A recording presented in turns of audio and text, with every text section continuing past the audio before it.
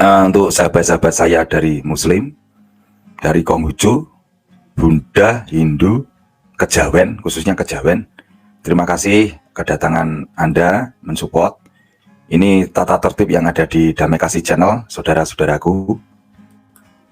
Rumah Damai Kasih Channel ini kanal YouTube buat pengajaran awam Kristen Katolik, saudaraku.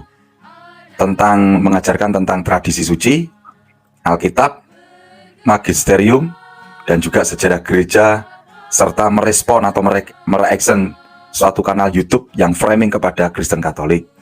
Dan para pengajar atau narasumber yang ada di DKC atau Damai Kasih Channel, saudaraku, sahabatku, yaitu dari pastor atau romo atau klerus, dan juga dari akademisi, dan juga umat awam Kristen Katolik yang membidanginya. Ini tata tertib ya, sahabatku ya. Untuk umat Kristen non-Katolik dan umat non-Kristiani, silakan menyimak dan diharap agar santun dalam menulis. Untuk umat awam Kristen Katolik selalu tegas di sini. Untuk umat awam Kristen Katolik agar selalu santun dalam menulis. Gunakan martirmu dalam menulis itu. Oke, terima kasih. Itu sahabat-sahabatku yang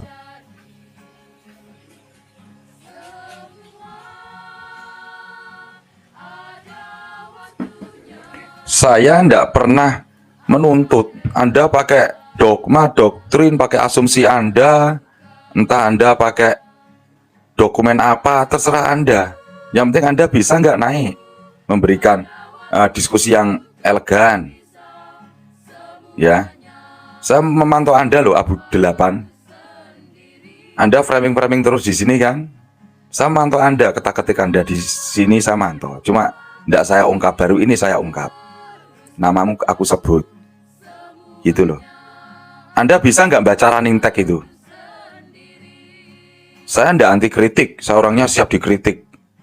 Cuma kalau Anda mengkritik, pelajari dulu segala sesuatu hal, ya, segala sesuatu hal lihatlah dari awal. Segala sesuatu hal dengarkanlah dari awal. Paham nggak di situ? Melihat itu mata itu untuk apa? Dari awal. Mendengar telinga itu untuk apa? Dari awal. Biar Anda tidak salah paham. Kenapa salah paham? Karena pemahaman Anda salah. Itulah menjadi suatu kata-kata salah paham. Dalam segala hal apapun, baik melihat, baik mendengar, awali dari suatu awal yang awal. Biar nggak gagal paham, Abu 8. Running text saya tuh dibaca dulu. Tadi saya sudah membentangkan berkaitan tata tertib di DKC. Oke. Enak kan? Aku melihat itu, Dalton juga tadi di bom-bom, dicuci sama bom-bom Dalton itu. Aku mau naik menjelaskan juga ke bom-bomnya, tidak usah. Dalton. Pelajari dulu, ya. Kamu aja nggak mengetahui dasar imanmu, Dalton. Oke, kita masuk langsung dasar iman Katolik, Ibu Bapak ya. Ibu Bapak dan rekan-rekan yang kucinta, yang kukasihi, hampir semua denominasi Protestan mengatakan hanya Alkitab sumber iman Kristiani atau sola scriptura. Tetapi tidak untuk gereja Katolik, Ibu Bapak. Lalu, apakah dengan ini gereja Katolik tidak menghargai kitab suci? Oh ya, tentu tidak, Ibu Bapak. Sebab, Ibu Bapak, Alkitab sendiri ditetapkan oleh gereja Katolik. Maka, dan juga sangat aneh jika justru Katolik tidak menghargai kitab suci, Ibu Bapak. Gereja Katolik menerima kitab suci sebagai dasar iman. Tetapi bukan satu-satunya dasar iman, Ibu Bapak. Loh, kok bukan satu-satunya dasar iman? Kenapa dikaji? Sebabnya apa? Sebab masih ada dua hal yang lain. Yaitu apa sih? Yang pertama, hak mengajar gereja atau magisterium, Ibu Bapak. Di sini, Ibu Bapak, mengapa gereja memiliki wewenang mengajar? Sebab gereja adalah pondasi kebenaran, jemaat dari Allah yang hidup, tiang penumpang dan dasar kebenaran. 1 Timotius bab 3 ayat 15. Dan juga karena Yesus sendiri memberikan wewenang itu kepada Petrus secara pribadi. Matius 16 ayat 18 sampai 19. Dan kepada para rasul yang lain juga diberikan. Matius 18 ayat 18, Lukas 10 ayat 16. Ibu bapak dan rekan-rekan, atas dasar inilah maka jemaat awal taat kepada pengajaran para rasul. Kis 2 ayat 42. Lalu apakah hak mengajar ini hanya untuk para rasul atau diwariskan kepada para penggantinya? Ya tentu saja hak mengajar ini diwariskan ibu bapak. Sebab Yesus menjanjikan gerejanya akan bertahan sampai sepanjang masa ibu bapak. Matius 28 ayat 20. Kita tahu ibu bapak bahwa para rasul tidak akan bertahan sepanjang masa. Karena apa? Karena mereka adalah manusia.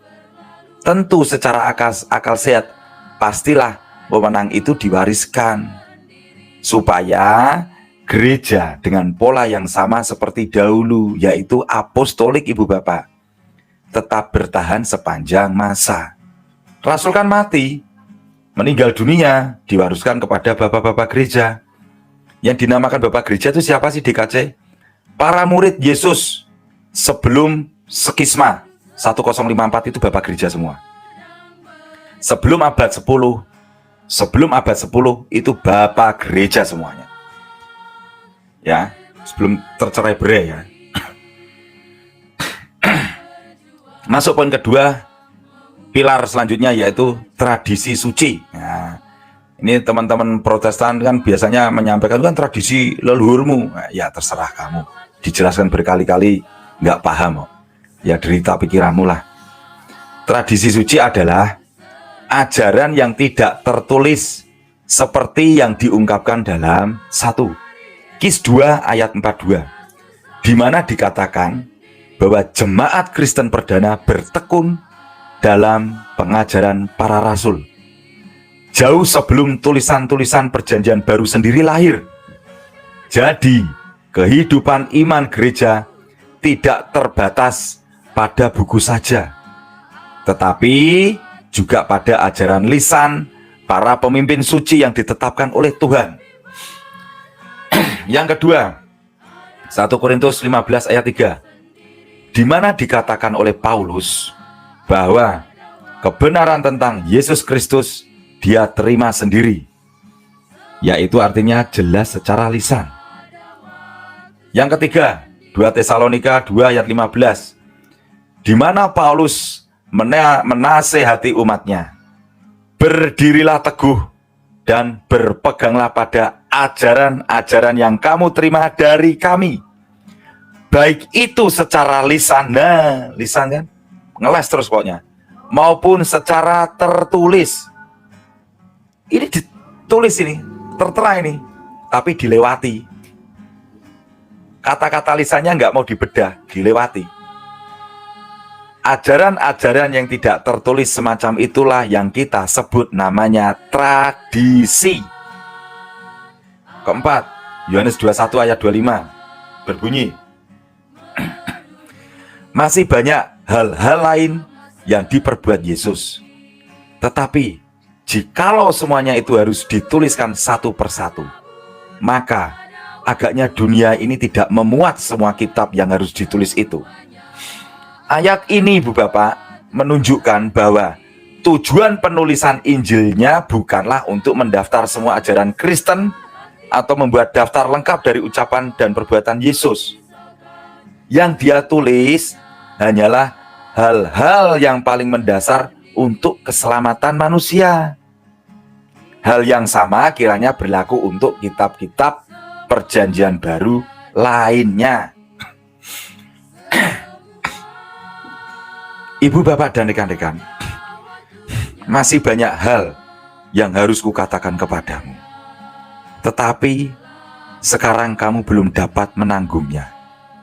Tetapi apabila ia datang, yaitu Roh kebenaran, ia akan memimpin kamu ke dalam seluruh kebenaran, sebab ia tidak akan berkata-kata dari dirinya sendiri, tetapi segala sesuatu yang didengarnya itulah yang akan dikatakannya, dan ia akan memberitakan kepadamu hal-hal yang akan datang. Yohanes 16 ayat 12-13. Bagaimana Roh Kudus akan membimbing kepada keseluruhan kebenaran jika karyanya dibatasi oleh tradisi yang sudah dibukukan dalam Alkitab? Apakah tradisi ini terjamin kebenarannya karena tidak tertulis? Tradisi terjamin kebenarannya. Karena apa? Karena dipelihara oleh gereja yang adalah tiang pondasi kebenaran. Jemaat dari Allah yang hidup, tiang penumpang dan dasar kebenaran. 1 Timotius 3 ayat 15. Contoh tradisi suci adalah masalah Maria diangkat ke surga ini sebenarnya adalah tradisi apostolik. Karena apa? Karena paham ini berkembang sejak zaman dahulu ketika masih dekat dengan masa para rasul, seperti yang diungkapkan oleh Santo Gregory tahun 594. Menyampaikan, Uskup Tours menyatakan bahwa Tuhan memerintahkan tubuh Maria dibawa dalam awan ke surga, di mana sekarang bergabung kembali dengan jiwa. Maria beristirahat dengan orang-orang terpilih. Santo Germain lebih kurang tahun 732, Patriark Konstantinopel, berkata demikian kepada Maria, engkau adalah, dan Santo John Damaskus menegaskan, dia yang telah senang menjadi penjelmaan dari dia, senang untuk menghormati tubuhnya yang tak bernoda dan tidak ternoda dengan kekotoran, sebelum kebangkitan umum dan universal. Ibu bapak dan rekan-rekan, hingga akhirnya dari paham ini Bapak dijadikan dogma secara resmi, yaitu 1 November 1950 oleh Paus Pius XII. Dan paham ini juga dapat digali dalam Alkitab. Bisa dilihat pada Maria sebagai tabut perjanjian, Maria dikandung tanpa noda dosa, dan juga Maria diangkat ke surga. Dari contoh jelas Alkitab dan tradisi saling menunjang Ibu Bapak.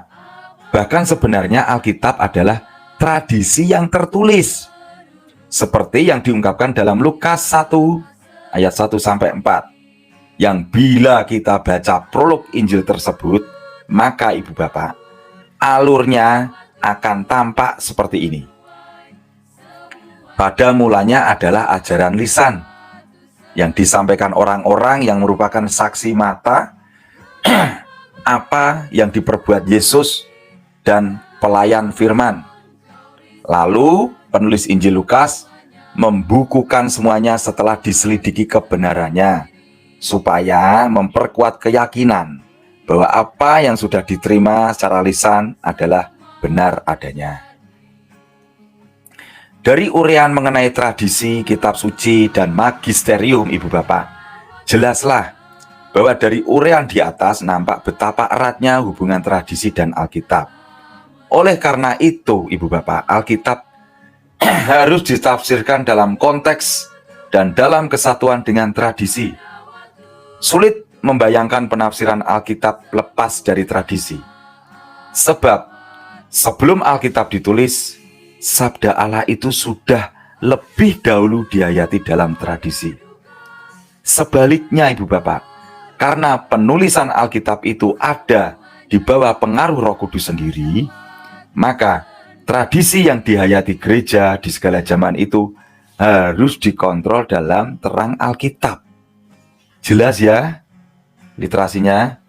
Dan dalam menafsirkan tradisi dan Alkitab, gereja, saya ulang, dan dalam menafsirkan tradisi dan Alkitab gereja, Yesus Kristuslah yang mendapat wewenang untuk mengajar dan wewenang untuk mengajar soal-soal iman dan susila ada di tangan para uskup Ibu Bapak.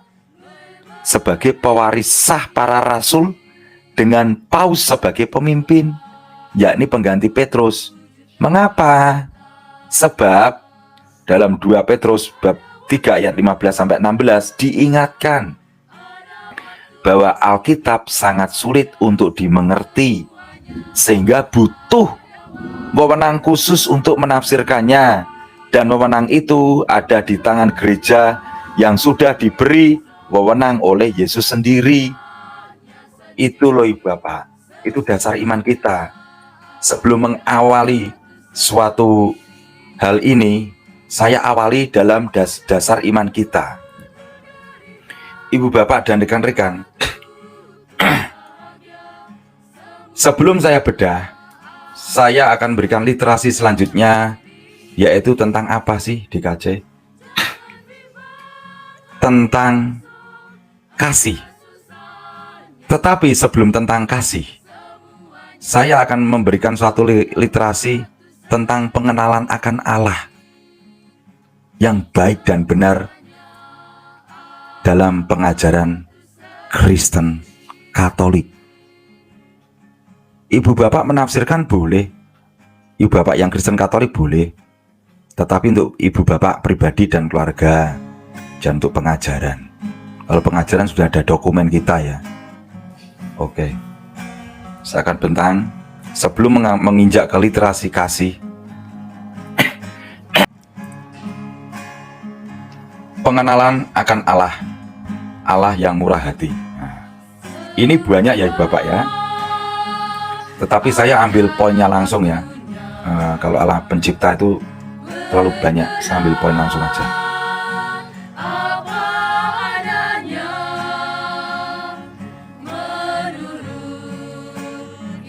Nah, saya masuk dalam bab Allah yang murah hati Ibu Bapak.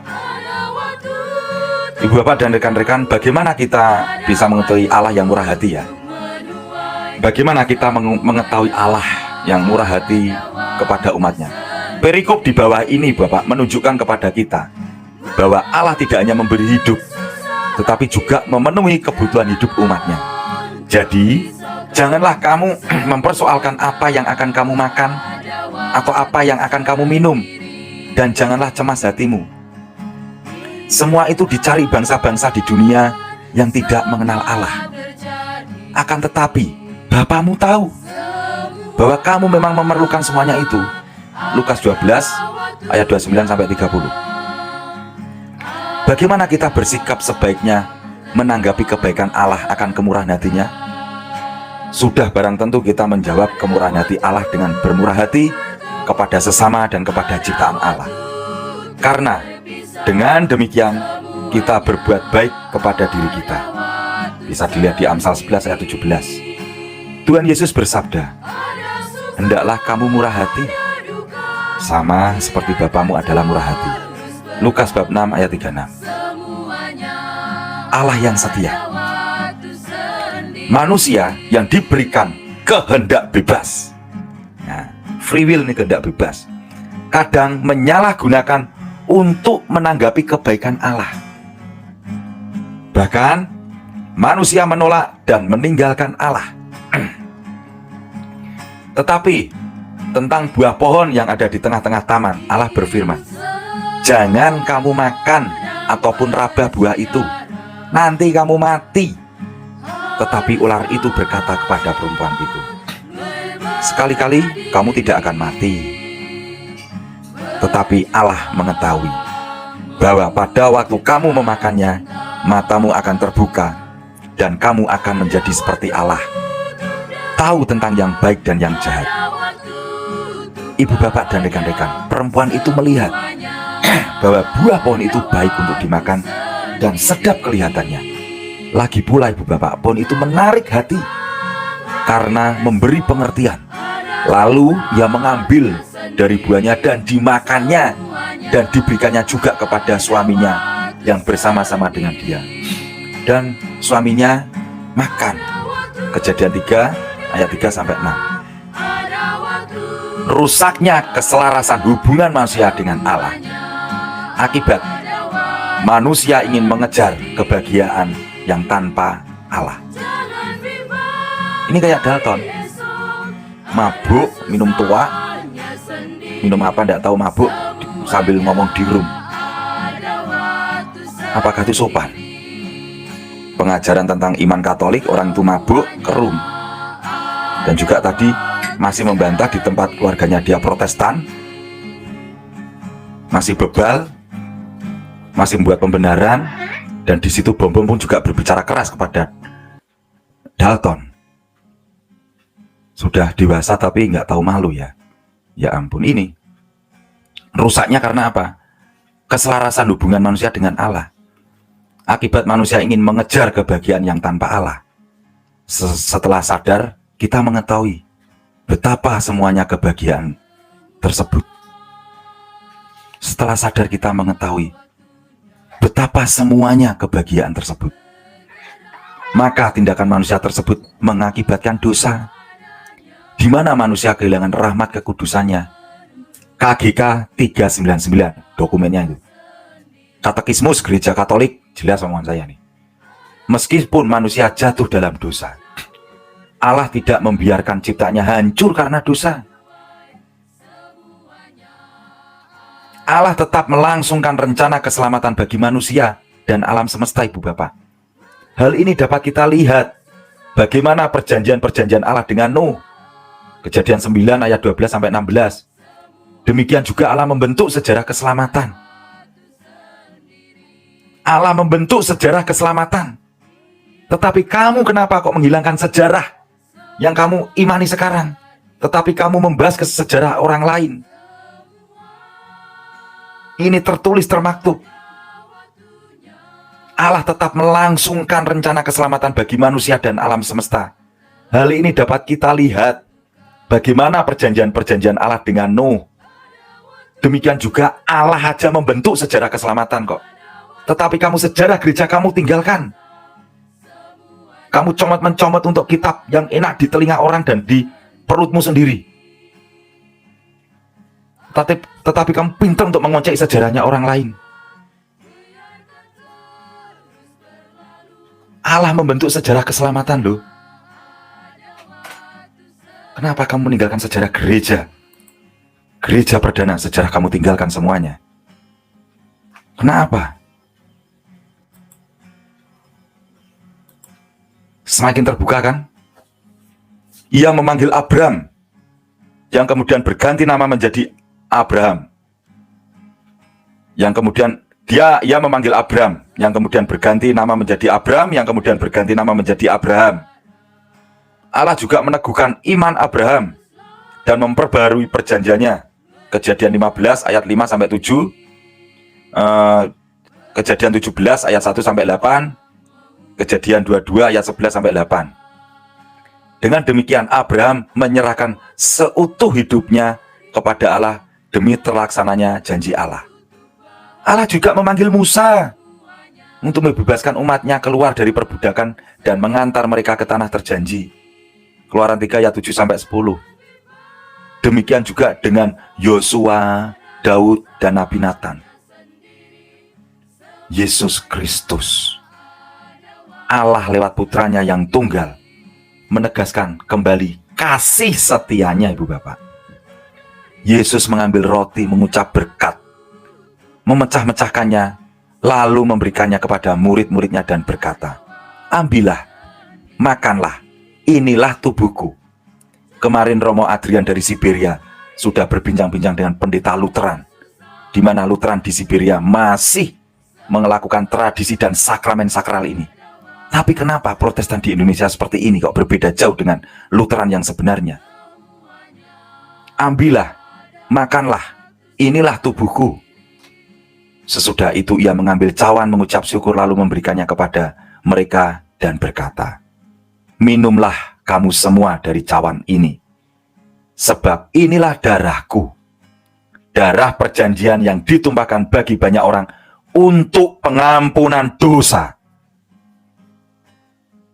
Semenjak karya Yesus Kristus Yesus berkarya menapaki bumi, banyak melakukan karya-karya dahsyat yang luar biasa, menyembuhkan orang sakit, memberikan makanan rohani kepada orang-orang yang ingin mendengarkan sabda beliau berbicara. Orang sampar lumpuh disembuhkan, bahkan orang mati pun dibangkitkan. Tetapi dia tidak minta untuk dikenangkan. Dia hanya minta dikenangkan dalam peristiwa perjamuan terakhir tok, dengan berkata, ambillah, makanlah, inilah tubuhku. Itu dia minta dikenangkan. Yang dikenangkan selanjutnya, minumlah kamu semua dari cawan ini, sebab inilah darahku, darah perjanjian yang ditumpahkan bagi banyak orang untuk pengampunan dosa. Inilah untuk meruntuhkan Roma, kerajaan Romawi saat itu, dengan menumpahkan darah para murid-murid Yesus, Petrus, Paulus, dan para martir-martir lainnya. Akhirnya Roma kalah dengan darah-darah itu. Apakah mengalahkan Roma harus dengan kekerasan? No. Penyerahan total kepada Tuhan. Dengan martir itu Roma luntuh akhirnya.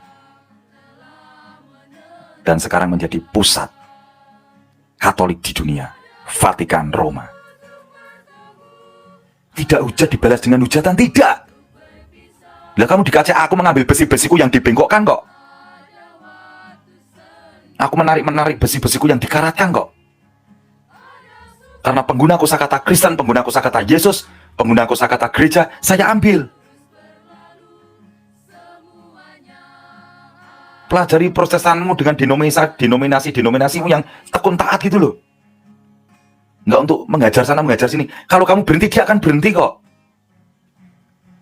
Hentikan ini loh. Mau sampai kapan? Kemudian ia mengambil sebuah cawan, mengucap syukur, lalu berkata, ambillah ini dan bagikanlah di antara kamu. Sebab aku berkata kepadamu, mulai dari sekarang ini, aku tidak akan minum lagi hasil pokok anggur sampai kerajaan Allah telah datang. Lalu ia mengambil roti, mengucap syukur, memecah-mecahkannya dan memberikannya kepada mereka, katanya, inilah tubuhku yang diserahkan bagi kamu. Perbuatlah ini menjadi peringatan akan aku. Ini loh, perbuatlah ini menjadi peringatan akan aku. Minta dikenangkan kan? Semua peristiwa karya dia, nama di atas segala nama, tidak mau dikenangkan. Hanya ini tok yang mau dikenangkan, perjamuan terakhir. Tetapi dari Protestan Indonesia hanya sebagai simbol. Aneh kan? Demikian juga dibuatnya dengan cawan sesudah ia makan. Ia berkata, cawan ini adalah perjanjian baru oleh darahku yang ditumpahkan bagi kamu. Lukas 22 ayat 17-20. Ibu bapak dan rekan-rekan, perikop di atas dimaksudkan Yesus untuk menjalin hubungan khusus antara Allah dengan umat manusia di dalam dirinya demi keselamatan umat manusia, dan sekaligus memperbarui dan meningkatkan hubungan khusus yang dahulu dijalin Allah dengan umatnya. Ibu bapak dan rekan-rekan, perjanjian baru ini adalah perjanjian kekal, ibu bapak. Sebab hubungan Allah dengan umat manusia di dalam Yesus Kristus tidak pernah akan putus. Dengan demikian kita mengetahui betapa kasih setia Allah kepada umat ciptaannya. Literasi kedua ya. Terus apa? Mengenal Allah dulu. Habis mengenal Allah baru kita masuk dalam suatu pengajaran kasih dalam katekismus gereja Katolik. Ini dokumen gereja ini. Nah. Oke, yuk kita bedah. Ibu, bapak, dan rekan-rekan, kasih dalam katekismus gereja Katolik. Wah, sudah ada dikasih, ada. Komplit, jerit, total, ada semua. Apa itu kasih menurut gereja Katolik? Katekismus Gereja Katolik atau KGK menerangkan, KGK nomor 1822, kasih adalah kebajikan ilahi. Dengannya kita mengasihi Allah di atas segala-galanya demi dirinya sendiri, dan karena kasih kepada Allah, kita mengasihi sesama seperti diri kita sendiri. KGK 1823, Yesus membuat kasih menjadi suatu perintah baru. Bisa dibandingkan di Yohanes 13 ayat 43. Karena ia mengasihi orang-orangnya sampai pada kesudahannya. Bisa dilihat Yohanes 13 ayat 1. Ia menyatakan kasih yang ia terima dari Bapanya. Melalui kasih satu sama lain, para murid mencontoh kasih Yesus yang mereka terima dari Dia. Karena itu Yesus berkata, Bapa telah mengasihi aku, demikianlah juga aku telah mengasihi kamu. Tinggallah di dalam kasihku itu. Yohanes 15 ayat 9. Dan juga inilah perintahku, yaitu supaya kamu saling mengasihi seperti aku telah mengasihi kamu. Yohanes 15 ayat 12. Implementasikan dong. Kalau kamu mengikuti Yesus, kalau kamu berbicara kekristenan, implementasikan ini dong. Kalau kamu dipukul pipi kiri, balas pukul. Kalau kamu dihujat, balas hujat. Ada nggak? Nggak ada. Untuk merontokkan, meluluhlantahkan Roma, kekaisaran Romawi saat itu dengan apa? Martir. Darah-darah para rasul. Terkhusus rasul yang mulia Petrus dan Paulus. Dan juga bapak gereja lainnya. Itu rontok kekaisaran Romawi dengan martir darahnya itu. Coba kalau kamu hidup zaman abad pertama itu, ngewel kamu sudah gemeter terkencil-kencil, nggak bisa jalan, kenceng abad itu saat itu. Romawi itu, Nero itu, waduh ngeri banget. Masuk di KGK nomor 1824 1824. Sebagai buah roh dan penyempurnaan hukum, kasih mematuhi perintah-perintah Allah dan Kristus. Tinggallah di dalam kasihku. Jikalau kamu menurut perintahku, kamu akan tinggal di dalam kasihku. Yohanes 15 ayat 9-10. Bisa juga dilihat di Matius 22 ayat 40. Rom bab 13 ayat 8-10. Masuk di KGK nomor 1825. Kristus telah wafat karena kasih terhadap kita ketika kita masih musuh. Rom 5 ayat 10. Tuhan menghendaki agar kita mengasihi musuh-musuh kita menurut teladannya. Tuhan menghendaki agar kita mengasihi musuh-musuh kita menurut teladannya. Saya ulang lagi, saya tegaskan. Tuhan menghendaki agar kita mengasihi musuh-musuh kita menurut teladannya. Teladannya seperti apa? Disesa, disiksa, bahkan mati di kayu salib. Berserah. Serahkan total hidup kita kepada Tuhan. Jangan hanya manis di bibir doang. Loh, kamu nyerang itu siapa? Aku merespon, mereaction. Berkali-kali tulisan thumbnail jelas, judul besar gitu kok. Bisa baca enggak toh? Ya, sekolah lagi sana enggak bisa baca. Pelajari bahasa Indonesia yang benar dan tepat gitu loh. Saya ulang. Tuhan menghendaki agar kita mengasihi musuh-musuh kita menurut teladannya. Menunjukkan diri kita sebagai sesama kepada orang yang terasing. Bisa lihat di Lukas, bandingkan di Lukas bab 10 ayat 27 sampai 37. Dan mengasihi anak-anak. Markus 9 ayat 37. Dan kaum miskin. Matius 25 ayat 40 dan ayat 45. Jelas toh? Santo Paulus melukiskan gambaran mengenai kasih yang tidak ada tandingannya. Kasih itu sabar. Kasih itu murah hati. Ia tidak cemburu. Ia tidak memegahkan diri dan tidak sombong. Ia tidak melakukan yang tidak sopan dan tidak mencari keuntungan diri sendiri. Ia tidak memarah. Ia tidak pemarah. Ia tidak pemarah. Ia tidak pemarah. Ia tidak pemarah. Kok berulang-ulang dikasih lihat dia sering marah-marah kok. Sering marah-marah. Saya ngomong gini loh, kamu juga marah di KC ini penekanan coy. Ia tidak pemarah dan tidak menyimpan kesalahan orang lain. Ia tidak bersukacita karena ketidakadilan. Ia tidak bersukacita karena ketidakadilan. Ia tidak bersukacita karena ketidakadilan. Tak ulang-ulang terus ben kamu paham. Ia tidak bersukacita karena ketidakadilan, tetapi karena kebenaran. Ia menutupi segala sesuatu, percaya segala sesuatu, mengharapkan segala sesuatu, sabar menanggung segala sesuatu. 1 Korintus 13 ayat 4-7. KGK 1826. Rasul juga mengatakan, sekalipun aku memiliki segala sesuatu dan sanggup melaksanakan segala sesuatu, tetapi jika aku tidak mempunyai kasih, aku sama sekali tidak berguna. Saya ulang. Sekalipun aku memiliki segala sesuatu dan sanggup melaksanakan segala sesuatu. Tetapi jika aku tidak mempunyai kasih, aku sama sekali tidak berguna. Banyak orang bisa membaca, tetapi banyak orang membaca tidak paham apa yang dibaca. Banyak orang mendengar, tetapi banyak orang mendengar tidak paham apa yang didengar. Anda paham apa literasi yang saya bentangkan ini? Anda dengar apa yang saya sampaikan? Sekalipun aku memiliki segala sesuatu dan sanggup melaksanakan segala sesuatu, tetapi jika aku tidak mempunyai kasih, aku sama sekali tidak berguna. Pahamilah literasi ini. Dan sekalipun aku mempunyai segala keistimewaan, pelayanan, dan juga kebajikan, tetapi jika aku tidak mempunyai kasih, sedikit pun tidak ada faedahnya bagiku. 1 Korintus 13 ayat 1-4. Kasih ibu bapak melebihi segala kebajikan. Ia adalah kebajikan ilahi yang paling utama. Demikianlah tinggal ketiga hal ini, yaitu iman, harapan, dan yang paling besar di antaranya ialah kasih. 1 Korintus 13 ayat 13.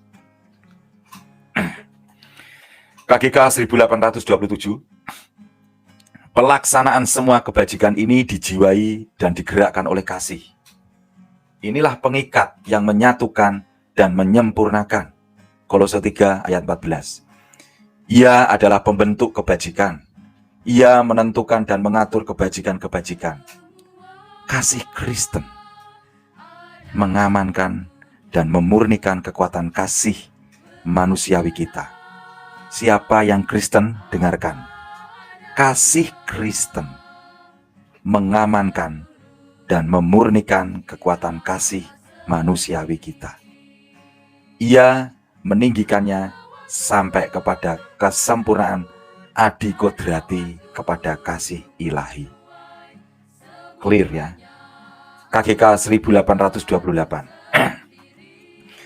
Kehidupan moral yang dijiwai oleh kasih memberi kepada orang Kristen kebebasan anak-anak Allah. Kehidupan moral yang dijiwai oleh kasih memberi kepada orang Kristen kebebasan anak-anak Allah. Saya ulang lagi, satu kali lagi dapat payung semuanya. Kehidupan moral yang dijiwai oleh kasih memberi kepada orang Kristen kebebasan anak-anak Allah. Di depan Allah, ia tidak lagi bersikap sebagai seorang hamba dengan ketakutan yang merendahkan dan juga bukan sebagai seorang buruh harian yang ingin dibayar, melainkan sebagai seorang anak yang memberi jawaban kepada kasih dari Dia yang lebih dahulu mengasihi kita. 1 Yohanes 4 ayat 19. Kebebasan anak-anak Allah. Tapi ingat, jangan serampangan dalam kebebasan itu. Tersesat dan hilang kamu nanti. Atau kita berpaling dari yang jahat karena takut akan siksa. Ya, keren ini. Atau kita berpaling dari yang jahat karena takut akan siksa, berarti kita bersikap sebagai seorang hamba. Maksudnya piye toh? DKC? Kalau kita menghindari kejahatan karena kita takut akan siksa neraka, berarti posisi kita itu sebagai hamba. Berpalinglah dari kejahatan karena ada kasih, itu loh keren. Jangan kita berpaling dari kejahatan karena takut siksa neraka, yaitu namanya kamu hamba, babu. Kalau menjadi anak-anak Allah apa? Berpalinglah dari kejahatan, dosa, karena ada kasih dalam dirimu. Itu loh anak Tuhan. Keren ya, dokumen gereja Katolik ya. Saya ulang, atau kita berpaling dari yang jahat karena takut akan siksa, berarti kita bersikap sebagai seorang hamba. Atau kita ingat akan upah dan menjalankan perintah-perintah karena keuntungan yang mengalir dirinya, kita lalu menyerupai buruh harian. Jadi kalau kita berbuat hal yang baik karena sesuatu upah kelak di sana, ya posisi kita buruh, pekerja. Tapi kalau kita melakukan hal yang baik di dunia karena ingin tinggal dekat dengan Allah, yaitu kita anak. dan kita ingin mendapatkan sesuatu hal yang itu di surga, berarti posisi kita buruk dong. Atau kita taat demi kebaikan itu sendiri dan karena kasih kepada Dia yang telah memberi hukum kepada kita, kita lalu bersikap sebagai putra-putra. Ini yang tepat. Atau kita taat demi kebaikan itu sendiri karena kasih kepada Dia. Nah, keren toh? Yang telah memberi hukum kepada kita, kita lalu bersikap sebagai anak-anaknya. Literasi tadi yang pertama, kita menghindari kejahatan, berbuat dosa karena takut akan siksa. Berarti itu kita sebagai hamba, kalau kita berbuat hal yang baik-baik karena mengharapkan sesuatu yang di atas nanti seperti ini, dapat ini, berarti kita memposisikan diri kita itu sebagai kita buruh, pekerja, gitu loh. Tapi kalau kita berbuat baik, menghindari kejahatan karena ada kasih dalam diri kita, berarti kita anak-anak Allah. Jelas nggak? Nggak jelas, tak minumin kopi sama teh nanti. Masuk dalam KGK 1829. Buah kasih adalah kegembiraan, perdamaian, dan kerahiman. Kasih menghendaki kemurahan hati dan teguran persaudaraan. Ia adalah perhatian. Ia ingin memberi dan menerima. Ia tanpa pamrih dan murah hati. Ia adalah persahabatan dan persekutuan. Penyempurnaan seluruh pekerjaan kita adalah kasih. Itulah tujuan yang karenanya kita berlari kepadanya. Kita bergegas dan di dalamnya kita akan mengasuh kalau kita telah mencapainya. Agustinus F. Jo 10.4. Ibu Bapak, kasih itu kegembiraan, perdamaian, dan kerahiman. Kasih itu menghendaki kemurahan hati dan teguran persaudaraan. Kayak saya sama Om Segaran Solo. Kayak saya dengan teman-teman tim. Kalau saya salah ditegur, diingatkan, dikaji jangan seperti itu. Oke, siap. Itu teguran. Tidak hanya mengkritik tapi tidak ada masukan. Itu namanya menghakimi, mengintimidasi. Ya, memberikan perhatian itu kasih. Ingin memberi dan menerima tanpa pamrih dan murah hati. Selalu menjalin persahabatan dan bersekutu selalu. Itulah kasih.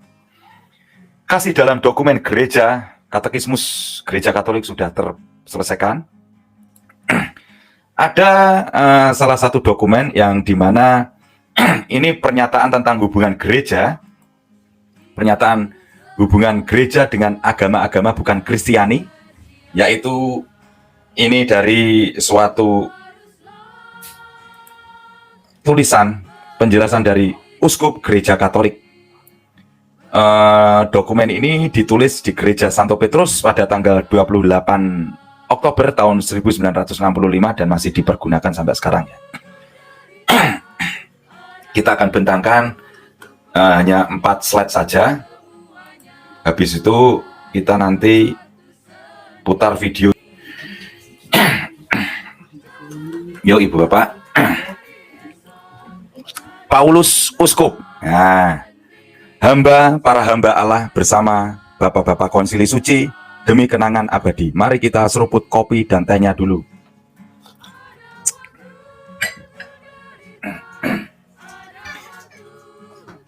Pernyataan tentang hubungan gereja dengan agama-agama bukan Kristiani. Bab pertama yaitu pendahuluan Ibu Bapak ya. Pada zaman kita, bangsa manusia semakin erat bersatu dan hubungan antara pelbagai bangsa berkembang. Gereja mempertimbangkan dengan lebih cermat manakah hubungannya dengan agama-agama bukan Kristiani. Dalam tugasnya, Ibu Bapak mengembangkan kesatuan dan cinta kasih antar manusia, bahkan antar bangsa. Gereja di sini terutama mempertimbangkan manakah hal-hal yang pada umumnya terdapat pada bangsa manusia dan yang mendorong semua untuk bersama-sama menghadapi situasi sekarang. Sebab semua bangsa merupakan satu masyarakat, mempunyai satu asal. Sebab Allah menghendaki segenap umat manusia mendiami seluruh muka bumi. Semua juga mempunyai satu tujuan terakhir, yakni Allah yang penyelenggaranya. Bukti-bukti kebaikannya dan rencana penyelamatannya meliputi semua orang, Ibu Bapak. Sampai para terpilih dipersatukan dalam kota suci yang akan diterangi oleh kemuliaan Allah. Di sana bangsa-bangsa akan berjalan dalam cahayanya. Dari berbagai agama, manusia mengharapkan jawaban tentang teka-teki keadaan manusia, teka-teki tentang keadaan manusiawi yang tersembunyi, Bapak, Ibu Bapak, yang seperti di masa silam. Begitu pula sekarang menyentuh hati manusia secara mendalam. Apakah manusia itu, kan itu? Manakah makna dan tujuan hidup kita? Manakah yang baik dan apakah dosa itu? Dari manakah asal penderitaan dan manakah tujuannya? Manakah jalan untuk memperoleh kebahagiaan yang sejati? Apakah arti maut, pengadilan, dan pembalasan sudah mati? Akhirnya, Ibu Bapak, apakah misteri terakhir dan tak terperikan itu yang merangkum keberadaan kita dan menjadi asal serta tujuan kita? Masuk bab 2 lebih dijabarkan. Poin kedua, berbagai agama bukan Kristen. Sudah sejak dahulu kala hingga sekarang ini, Bapak, di antara pelbagai bangsa terdapat suatu kesadaran tentang daya kekuatan yang gaib yang hadir pada perjalanan sejarah dan peristiwa-peristiwa hidup manusia, Ibu Bapak. Bahkan kadang-kadang ada pengakuan terhadap kuasa ilahi yang tertinggi ataupun Bapa. Kesadaran dan pengakuan tadi meresapi kehidupan bangsa-bangsa itu dan semangat religius yang mendalam. Adapun agama-agama yang terikat pada perkembangan kebudayaan berusaha menanggapi masalah-masalah tadi dengan faham-faham yang lebih rumit dan bahasa yang lebih terkembangkan. Demikianlah dalam Hinduisme, manusia menyelidiki misteri ilahi dan mengungkapkannya dengan kesuburan mitos-mitos yang melimpah, serta dengan usaha-usaha filsafat yang mendalam. Hinduisme mencari pembebasan dari kesesakan keadaan kita, entah melalui bentuk-bentuk hidup, berulah tanpa, atau melalui pemerenungan yang mendalam, atau dengan mengungsi kepada Allah penuh kasih dan kepercayaan. Waduh, batuk ini. Buddhisme dalam pelbagai alirannya mengakui bahwa dunia yang serba berubah ini sama sekali tidak mencukupi dan mengajarkan kepada manusia jalan untuk dengan jiwa. Seruput dulu lah, kering ini. Mantap, saya ulang ya. Buddhisme dalam pelbagai alirannya mengakui bahwa dunia yang serba berubah ini sama sekali tidak mencukupi dan mengajarkan kepada manusia jalan untuk dengan jiwa. Dan jalan penuh dengan apa tadi? Aduh, kalau nggak PowerPoint itu kurang enak ya. Saya ulang ya. Buddhisme dalam pelbagai alirannya mengakui bahwa dunia yang serba berubah ini sama sekali tidak mencukupi dan mengajarkan kepada manusia jalan untuk dengan jiwa penuh bakti dan kepercayaan memperoleh keadaan kebebasan yang sempurna. Tua, entah dengan usaha sendiri, entah berkat bantuan dari atas, mencapai penerangan yang tertinggi. Demikian pula agama-agama lain yang terdapat di seluruh dunia dengan pelbagai cara berusaha menanggapi kegelisahan hati manusia dengan menunjukkan berbagai jalan, yakni ajaran-ajaran serta kaidah-kaidah hidup maupun upacara-upacara suci. Gereja Katolik tidak menolak apapun yang dalam agama-agama itu serba benar dan suci. Dengan sikap hormat yang tulus, gereja merenungkan cara-cara bertindak dan hidup, kaidah-kaidah serta ajaran-ajaran yang memang dalam banyak hal berbeda dari apa yang diyakini dan diajarkannya sendiri. Tetapi tidak jarang toh memantulkan sinar kebenaran yang menerangi semua orang. Namun gereja tiada hentinya mewartakan dan wajib mewartakan Kristus, yakni jalan kebenaran dan hidup. Yohanes 14 ayat 6. Dalam Dia, manusia menemukan kepenuhan hidup keagamaan. Dalam Dia pula, Allah mendamaikan segala sesuatu dengan dirinya. Maka gereja mendorong para putranya supaya dengan bijaksana dan penuh kasih melalui dialog. Makanya link stream ya selalu tak buka, aku pengen dialog. Maka gereja mendorong para putranya supaya dengan bijaksana dan penuh kasih melalui dialog dan kerjasama dengan para penganut agama-agama lain sambil memberi kesaksian tentang iman serta peri hidup Kristiani, mengakui, memelihara, dan mengembangkan harta kekayaan rohani dan moral serta nilai-nilai sosial budaya yang terdapat pada mereka. Masuk agama Islam. Seruput dulu kopinya coy. Mantap. Mari kita obong-obong. Agama Islam. Ibu bapak dan rekan-rekan, gereja juga menghargai umat Islam yang menyembah Allah satu-satunya, yang hidup berdaulat, penuh belas kasihan dan maha kuasa, pencipta langit dan bumi, yang telah bersabda kepada umat manusia. Ibu bapak dan rekan-rekan, kaum muslimin berusaha menyerahkan diri dengan segenap hati kepada ketetapan-ketetapan Allah, juga yang bersifat rahasia, seperti dahulu Abraham. Iman Islam dengan sukarela mengacu kepadanya telah menyerahkan diri kepada Allah. Memang mereka tidak mengakui Yesus sebagai Allah, melainkan menghormatinya sebagai nabi. Julius, dengarkan dokumen gerejaku. Julius, dengarkan ya Julius. Kamu udah menganggap aku saudara kan? Tolong dengarkan dan stop kamu framing-framing terus. Dengarkan Julius, saya ulang. Gereja juga menghargai umat Islam, Julius, yang menyembah Allah satu-satunya, yang hidup dan berdaulat, penuh belas kasihan dan maha kuasa, pencipta langit dan bumi, yang telah bersabda kepada umat manusia. Julius, dengerin. Kaum muslimin berusaha menyerahkan diri dengan segenap hati kepada ketetapan-ketetapan Allah juga yang bersifat rahasia. Seperti dahulu Abraham, iman Islam dengan sukarela mengacu kepadanya telah menyerahkan diri kepada Allah. Julius, dengerin. Memang mereka tidak mengakui Yesus sebagai Allah, melainkan menghormatinya sebagai nabi. Kamu menghormati nggak Julius? Kamu sudah pernah membuat konten tentang selibat loh Julius. Jangan lari-lari Julius, saya harap kamu nanti masuk. Mereka juga menghormati Maria bundanya yang tetap perawan, Julius.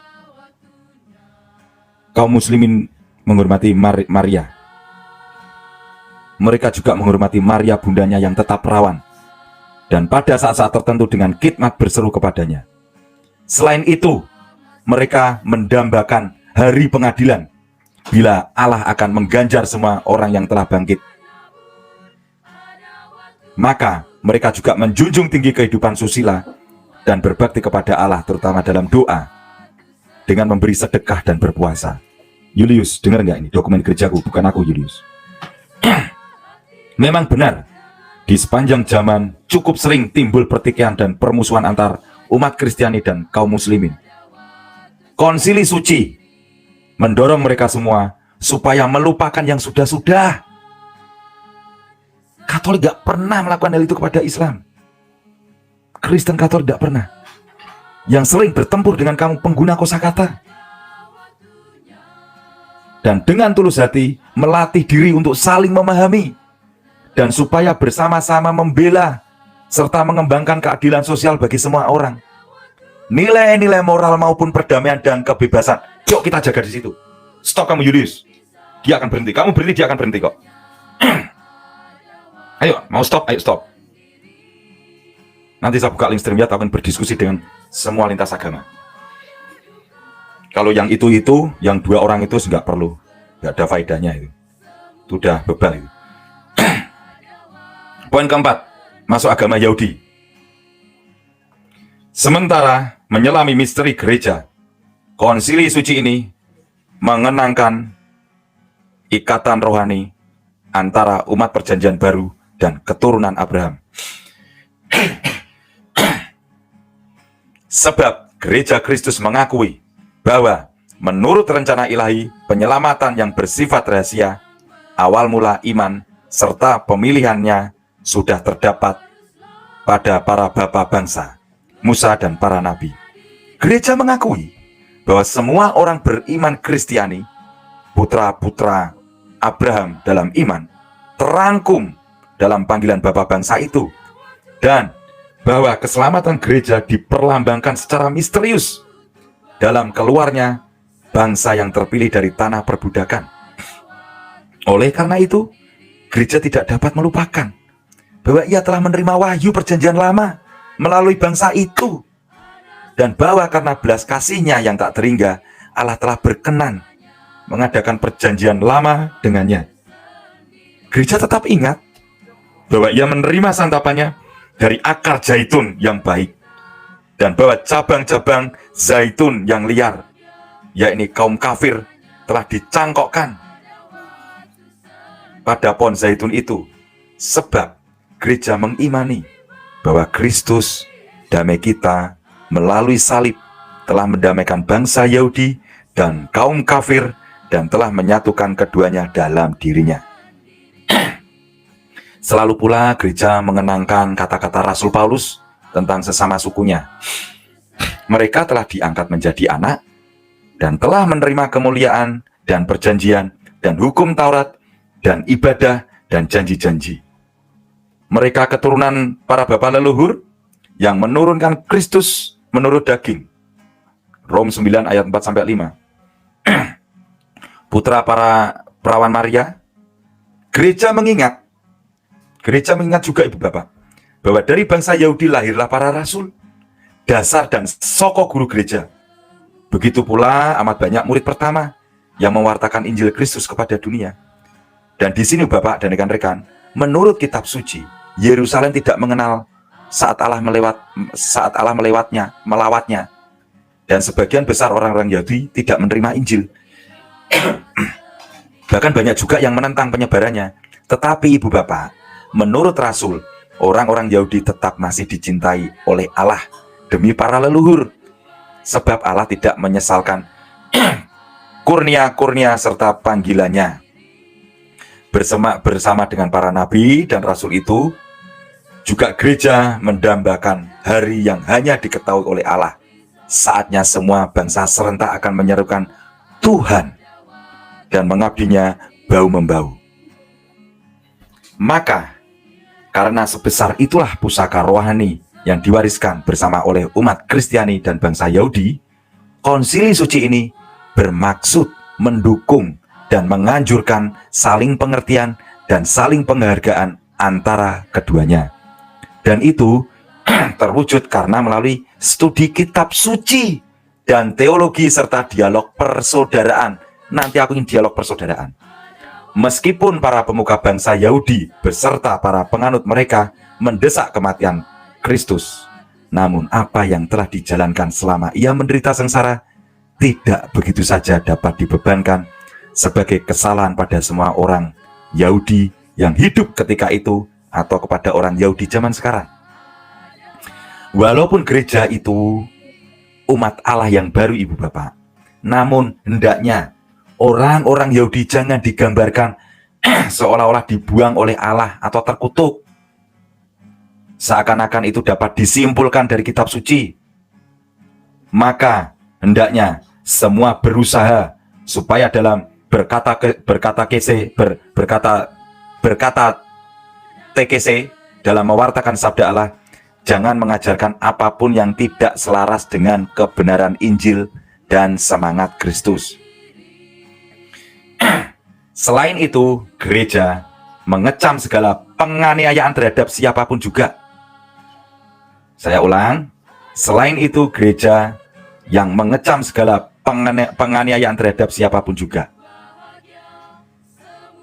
Kan aku berkali-kali, kamu pengguna kosakata, kenapa kamu menganiaya masuk dalam akidah orang lain? Sudah ajarkan keimananmu kepada jemaat YouTube-mu yang benar, tidak usah masuk-masuk di akidah orang lain. Stephen Indra Wibowo, kenapa kamu mengaku-ngaku dulu klerus, pastor, toh buktimu bohong semua. Kamu ingin membohongi umat-umat Islam. Stephen Indra Wibowo, sudah aku reaction toh videomu toh, kok jelek-jelekkan. Terus ada lagi itu yang mengaku anaknya kardinal dan anaknya siapa itu, sekolah teologi Vatikan, kok ngarang-ngarang gitu loh. Kedua belah pihak sama saja ini. Selain itu, gereja yang mengecam segala penganiayaan terhadap siapapun juga mengingat pusaka warisannya bersama bangsa Yahudi. Gereja masih menyesalkan kebencian, penganiayaan, pun juga unjuk-unjuk rasa antisemitisme terhadap bangsa Yahudi. Kapanpun dan oleh siapapun itu dijalankan, terdorong bukan karena motivasi politik, melainkan karena cinta kasih keagamaan menurut Injil. Kecuali itu, Kristus seperti selalu telah dan tetap masih diyakini oleh gereja, demi dosa-dosa semua orang telah menanggung sengsara dan wafatnya dengan sukarela. Karena cinta kasihnya yang tiada taranya, supaya semua orang memperoleh keselamatan, maka merupakan tugas gereja pewarta memberitakan salib Kristus sebagai lambang cinta kasih Allah terhadap semua orang dan sebagai sumber segala rahmat. Oke Bapak ya, sebentar, saya cek dulu. Gaspol, masih lanjut ya. Habis ini selesai kok. 5. Persaudaraan semesta tanpa diskriminasi. Tetapi kita tidak dapat menyerukan nama Allah Bapa semua orang. Bila terhadap orang-orang tertentu yang diciptakan menurut citra kesamaan Allah, kita tidak mau bersikap sebagai saudara. Hubungan manusia dengan Allah Bapa dan hubungannya dengan sesama manusia saudaranya begitu erat, sehingga Alkitab berkata, barang siapa tidak mencintai, ia tidak mengenal Allah. 1 Yohanes 4 ayat 8. Jadi, tiadalah dasar bagi setiap teori atau praktek yang mengadakan pembedaan mengenai martabat manusia serta hak-hak yang bersumber padanya antara manusia dan manusia, antara bangsa dan bangsa. Maka Ibu Bapak, gereja mengecam setiap diskriminasi antara orang-orang atau penganiayaan berdasarkan keturunan atau warna kulit, kondisi hidup atau agama, sebagai berlawanan dengan semangat Kristus. Termaktub ini. Saya ulang ya. Kenapa MKC seperti itu? Kenapa para murtadin seperti itu? Gereja mengecam setiap diskriminasi antara orang-orang atau penganiayaan berdasarkan keturunan atau warna kulit, kondisi hidup atau agama, sebagai berlawanan dengan semangat Kristus. Oleh karena itu Ibu Bapak, Konsili Suci mengikuti jejak para Rasul Kudus Petrus dan Paulus, meminta dengan sangat kepada umat beriman Kristiani supaya bila ini mungkin memelihara cara hidup yang baik di antara bangsa-bangsa bukan Yahudi. 1 Petrus bab 2 ayat 12. Dan sejauh tergantung dari mereka hidup dalam damai dengan semua orang, sehingga mereka sungguh-sungguh menjadi putra Bapa di surga. Ditulis Roma di Gereja Santo Petrus, tanggal 28 Oktober tahun 1965, saya Paulus, Uskup Gereja Katolik. Semua itu dan setiap hal yang diungkapkan dalam pernyataan ini telah berkenan kepada para Bapa Konsili Suci. Adapun kami, dengan kuasa kerasulan yang diserahkan Kristus kepada kami, bersama para Bapa yang terhormat, mengesahkan, menetapkan, serta mengundangkannya dalam Roh Kudus. Dan kami memerintahkan agar apa yang telah ditetapkan bersama dalam konsili ini diumumkan demi kemuliaan Allah. 4 literal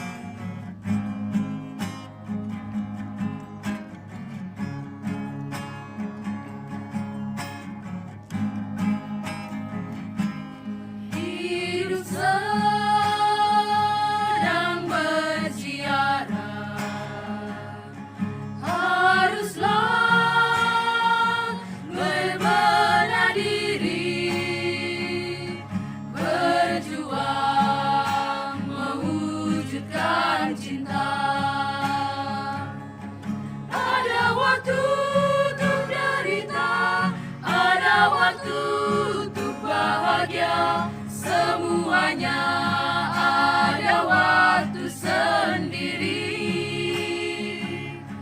Jangan bimbang, hari esok ada susahnya sendiri.